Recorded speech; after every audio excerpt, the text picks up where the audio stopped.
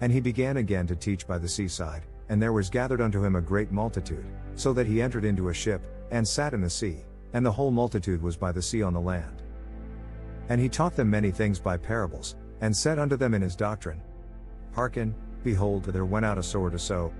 And it came to pass, as he sowed, some fell by the wayside, and the fowls of the air came and devoured it up.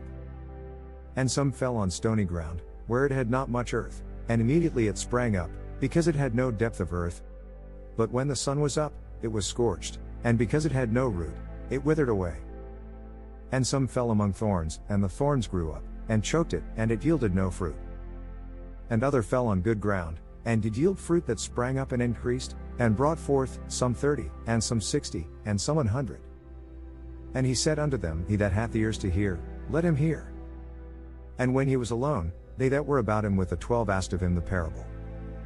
And he said unto them, Unto you it is given to know the mystery of the kingdom of God, but unto them that are without, all these things are done in parables, that seeing they may see and not perceive, and hearing they may hear and not understand, lest at any time they should be converted, and their sins should be forgiven them.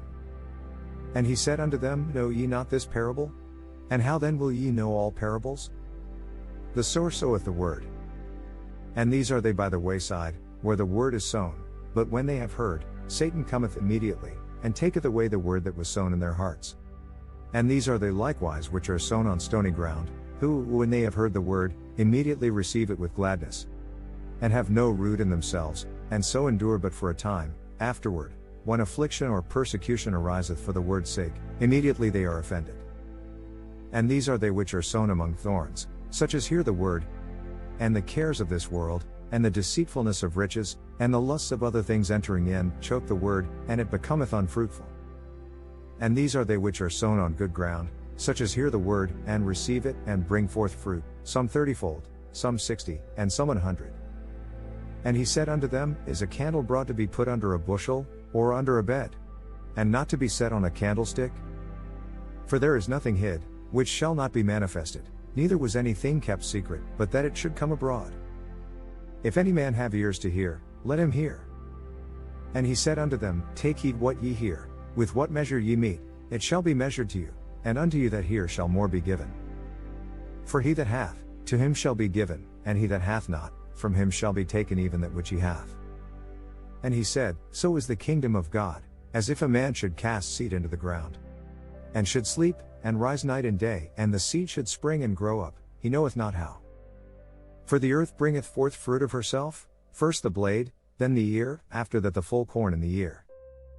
But when the fruit is brought forth, immediately he putteth in the sickle, because the harvest is come.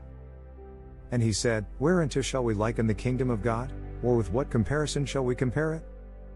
It is like a grain of mustard seed, which, when it is sown in the earth, is less than all the seeds that be in the earth. But when it is sown, it groweth up, and becometh greater than all herbs, and shooteth out great branches, so that the fowls of the air may lodge under the shadow of it. And with many such parables spake he the word unto them, as they were able to hear it. But without a parable spake he not unto them, and when they were alone, he expounded all things to his disciples. And the same day, when the even was come, he saith unto them, Let us pass over unto the other side.